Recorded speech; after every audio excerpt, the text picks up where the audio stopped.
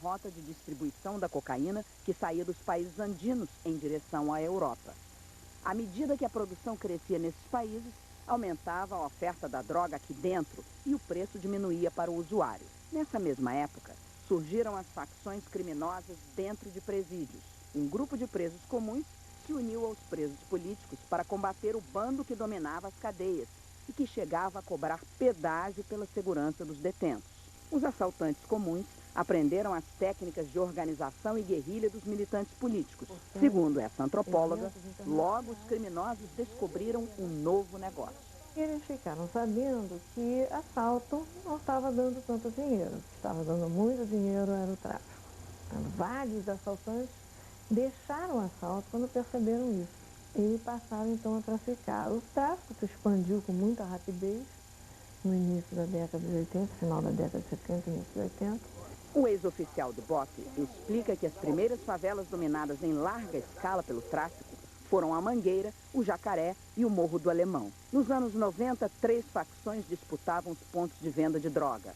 As guerras entre elas fizeram os traficantes se armar cada vez mais. Eles armaram pequenos exércitos e invadiam a área ocupada pela facção criminosa rival na tentativa de ampliar o seu mercado.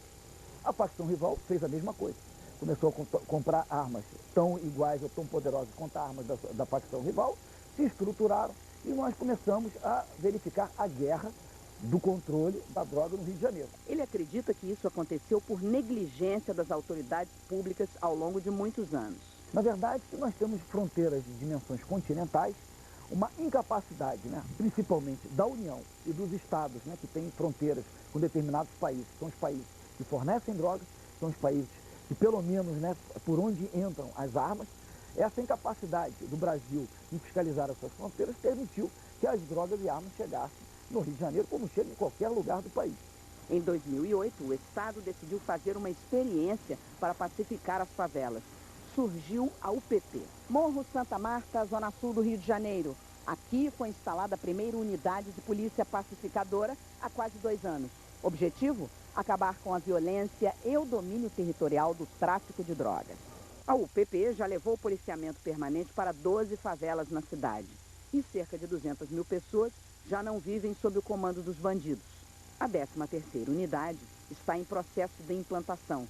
Será no Morro dos Macacos, onde no ano passado os traficantes derrubaram um helicóptero da polícia. A ideia que eles têm das UPPs é uma ocupação policial para impedir exatamente essa violência que caracteriza tanto o tráfico entorpecente no Rio de Janeiro. Os traficantes reagiram à perda de território e esta semana promoveram uma onda de ataques. Até ontem foram 96 veículos queimados. A polícia partiu para o confronto e reforçou a vigilância na cidade. Deu certo. Nesta madrugada, o número de atentados caiu para 4. A ocupação do conjunto de favelas do Alemão ganhou as manchetes de sites dos principais jornais do mundo. A ação das forças de segurança aparece na primeira página do site do jornal mais importante dos Estados Unidos. Uma onda de calma e alívio se espalhou pelo conjunto de favelas do Alemão, diz o New York Times. No Washington Post, 18 fotografias. O espanhol El País mostra a importância da colaboração dos moradores. E o argentino La Nación lembra que a vitória das forças brasileiras pode ser o fim de 2 décadas de domínio do tráfico nas favelas do Alemão. Da rede de TV árabe Al Jazeera à BBC de Londres, o reconhecimento da importância do que acontece em uma das cidades mais famosas do mundo. Um lugar que muita gente aqui nos Estados Unidos vê até hoje como um paraíso. Por meio do arcebispo do Rio, Dom Orani Tempesta, o Papa Bento XVI mandou uma mensagem ao Rio de Janeiro. Na mensagem, o Papa afirma que acompanha com profunda mágoa os enfrentamentos na cidade e diz que reza pelas vítimas. E a gente volta agora, 22 horas e 46 minutos, no horário de Brasília, quando a Paula Araújo tem novas informações sobre a operação de guerra contra o tráfico no Rio de Janeiro. Ana, é com você. Olha, Patrícia, a quantidade de drogas apreendidas pela polícia só nesse primeiro dia de ocupação lá da favela do Alemão é impressionante. Foram 200 quilos de cocaína, 10 quilos de crack e 40 toneladas de maconha, o que é mais que a quantidade de maconha apreendida no ano inteiro em todo o estado do Rio de Janeiro.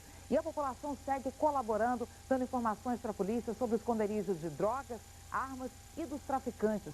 Só hoje o serviço Disque Denúncia, que funciona aqui no Rio, recebeu 622 telefonemas passando essas informações sobre a favela do Alemão. E é por lá que nós continuamos ao vivo com o repórter André Luiz Azevedo, numa das entradas da favela do Alemão. André, há quanto tempo não se ouve nenhum tiro por aí?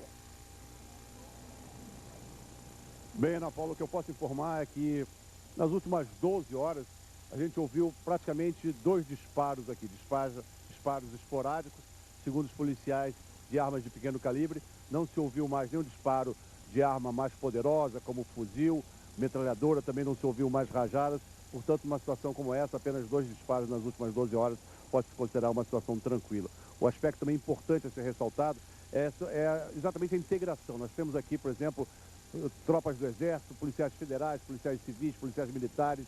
A Prefeitura do Rio também participou dessa operação. Exatamente esta integração é uma das razões do sucesso dessa operação, como vamos ver agora na reportagem de Lília Teles. Foi a maior ofensiva contra o tráfico de drogas no Rio de Janeiro. Uma tropa de 2.700 homens. Eram 1.200 PMs, 400 policiais civis, 300 da Polícia Federal e 800 do Exército. As tropas seguiram para uma região há anos conflagrada no subúrbio do Rio. O Morro do Alemão fica no meio de 2 imensos conjuntos de favelas, cercados por 10 bairros. Os mais de 30 carros blindados das polícias civil e militar e da Marinha foram fundamentais para a operação. Eles tinham a missão de abrir caminho e ultrapassar as barreiras montadas pelos bandidos. Nós encontramos vários obstáculos, existiam trilhos de trem concretados no chão. Nós conseguimos contornar e desbordar esses obstáculos, né, e prosseguir até a área de desembarque, né, marcada por nós. 9 helicópteros deram cobertura. Em voos rasantes, policiais armados garantiram a entrada das tropas. Nos últimos dias, este trecho da rua Itararé com Joaquim Queiroz foi alvo dos bandidos que atiravam o tempo todo lá de cima. Hoje, esse foi um dos principais pontos de partida da ofensiva. Era a vez de a polícia assumir os pontos estratégicos usados pelos traficantes. Em 20 minutos, os policiais civis chegaram até uma região central conhecida como Areal. A missão de ocupar as áreas mais altas, como a Serra da Misericórdia, era de 270 homens do BOP, o Batalhão de Operações Especiais. Foi por lá que chegaram os bandidos que fugiram da Vila Cruzeiro na quinta-feira. A conquista era importante porque dali os traficantes tinham uma visão privilegiada da entrada de policiais nas partes mais baixas da comunidade. Em seguida, a tropa do BOP avançou por outros acessos da rua Itararé, uma das principais do Morro do Alemão. Um outro grupo de 200 homens de vários batalhões da PM ocupou a região do Coqueiral. Especialistas do batalhão florestal se concentraram nas áreas de mata.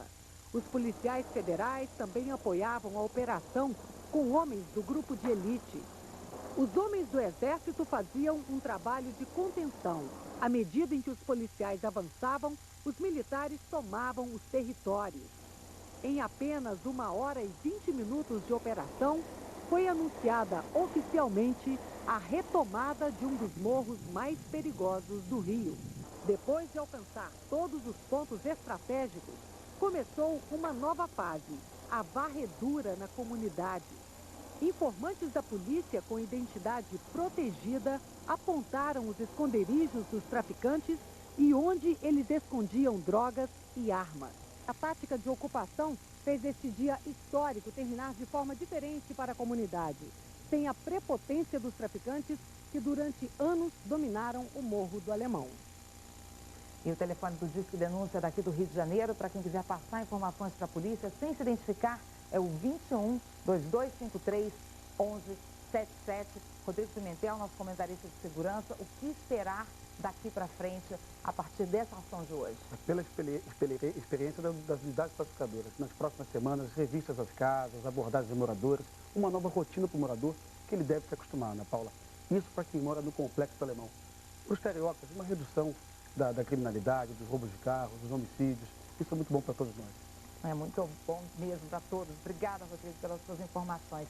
E olha, nesses últimos dias, nossas equipes na rua têm recebido muitas cartas de moradores ali, gente que ainda tem medo de mostrar o rosto para falar da situação nesse conjunto que acaba de ser tirado da mão dos traficantes, mas pessoas que estão se manifestando através de cartas. A última delas acaba de chegar aqui ao nosso estúdio, trazida por uma das nossas equipes na rua, de uma moradora que diz: há muito não víamos as famílias sorrindo, as crianças hoje têm noção de que nossa penha está pacificada.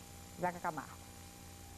Você agora é nosso convidado para conhecer o lado completamente secreto de Michael Jackson. A intimidade do rei da música pop vai ser revelada por seus 3 filhos. Prince, Paris e Blanket falaram à jornalista americana Oprah Winfrey sobre a relação deles com o pai famoso. Mas antes a Oprah teve uma conversa rápida com o polêmico Joe Jackson, marido de Catherine, há 60 anos, para saber por que o pai de Michael batia tanto nos filhos. Oprah se mostra surpresa em ver Joe Jackson. Afinal, a imprensa tinha anunciado o divórcio entre ele e Catherine. O casal nega, diz que nunca houve pedido de divórcio. Nós nunca brigamos. Oprah pergunta o que Joe acha de Catherine. Ela é maravilhosa, boa até demais com as pessoas, igualzinha a Michael. A apresentadora quer saber do que Joe sente mais falta depois da morte do filho. Ele diz que pensa em Michael toda noite. Penso o tempo todo que ele se foi, mas toda vez que entro num lugar qualquer, num cassino ou restaurante, a música dele está tocando. Aí as lembranças voltam, porque eu acompanhei as gravações de todas as músicas de Michael. Volta tudo na minha cabeça. Acha que ele tinha medo de você? Joe diz que não. Acho que ele tinha medo de fazer algo errado e ser castigado, mas não espancado. Eu nunca espanquei Michael, como a imprensa disse. Oprah lembra que foi o próprio Michael que disse a ela numa entrevista que tinha sido espancado pelo pai. Joe muda o discurso. Fico feliz que, com a criação que ele teve, Michael era querido por todos. Ele poderia ter acabado como outras crianças da cidade onde nasceu, assassinado, drogado ou preso. Neste momento, Oprah confessa que também apanhou e esclarece que naquela época era normal que os pais batessem nos filhos. Então, volta a perguntar: foi assim que você criou seus filhos? Você quer dizer espancando ou surrando? Oprah diz que se deixa a marca nas costas, é tudo a mesma coisa. Mas Joe implica com o termo espancar. Acha que dar uma surra é diferente. Foi assim que você educou suas crianças? Pergunta a Oprah. Catherine pede para o marido admitir logo. Afinal, diz ela, era assim que os negros criavam seus filhos. Oprah, então, desiste de perguntar a Joe. Pede a Catherine que explique como é. Ele usava uma cinta. A apresentadora quer saber se agora, olhando para trás, Joe faria as coisas de outro jeito. Joe diz que não. Continuaria usando a cinta para castigar os filhos se eles fizessem algo errado. Foi por isso mesmo que eles nunca se meteram em confusão. 9 filhos e nenhum foi preso. Oprah concorda que isso é bom, mas quer saber se Joe se arrepende de ter batido nos filhos. Não, isso fez eles ficarem longe da cadeia. Foi por isso que eles viraram pessoas de bem. Quando é que vocês perceberam que Michael era especial? Pergunta a Oprah. A gente tinha uma máquina de lavar bem velha e barulhenta, daquelas que tem um agitador no meio, sabe? Oprah imita o barulho da máquina. Catherine lembra que a máquina fazia vários barulhos diferentes enquanto lavava as roupas. E aquilo tinha um certo ritmo.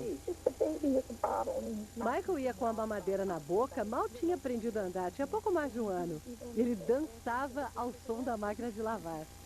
A gente dizia, esse menino é incrível. O jardim é invadido por crianças e Oprah pede que todos se apresentem. Prince Michael, hi. Hi, I'm Paris. You're Paris, hi. I'm Oprah. Randy. Hi. What is it? Jafar. Okay, nice to meet you. Your Majesty? Yes. How do you spell that? J-E-R. Outra brinca com o nome de um dos sobrinhos de Michael, filho de Germaine. Lembra, Majestade, devo fazer